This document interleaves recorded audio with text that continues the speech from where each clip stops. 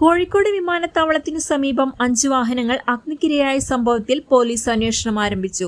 തീപിടുത്തത്തിന്റെ കാരണവും മറ്റുമാണ് അന്വേഷിക്കുന്നത്.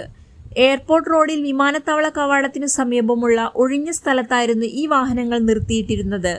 വർഷങ്ങൾക്ക് മുൻപേ നിർത്തിയിട്ടതാണ് ഈ വാഹനങ്ങൾ. വിമാനത്താവളത്തിൽ മുൻപ് ഗ്രൗണ്ട് ഹാൻഡ്ലിംഗ് ജോലികൾ ചെയ്തിരുന്ന കരാർ കമ്പനിയുടെ പേരിലുള്ള 4 ബസ്സുകളും ഒരു ആംബുലിഫ്റ്റ് വാഹനവുമാണ് കത്തിനശിച്ചത്. വെള്ളിയാഴ്ച വൈകിട്ട് 3:30 വാഹനങ്ങളിൽ നിന്നും തീ പടരുന്നത് ശ്രദ്ധയിൽപ്പെട്ടത്. വിമാനത്താവളത്തിൽ നിന്നും, മീൻചന്തയിൽ നിന്നും, മഞ്ചേരിയിൽ നിന്നും ഫയർഫോഴ്സ് വാഹനങ്ങളെത്തി. നാട്ടുകാരും രക്ഷാപ്രവർത്തനത്തിൽ പങ്കാളികളായി.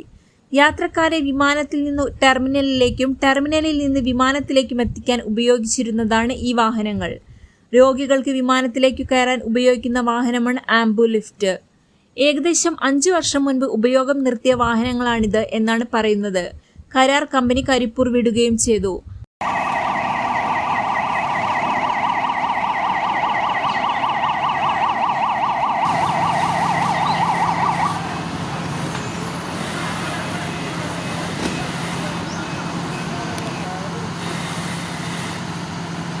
സംഭവത്തിൽ പോലീസ് അന്വേഷണം ആരംഭിച്ചു.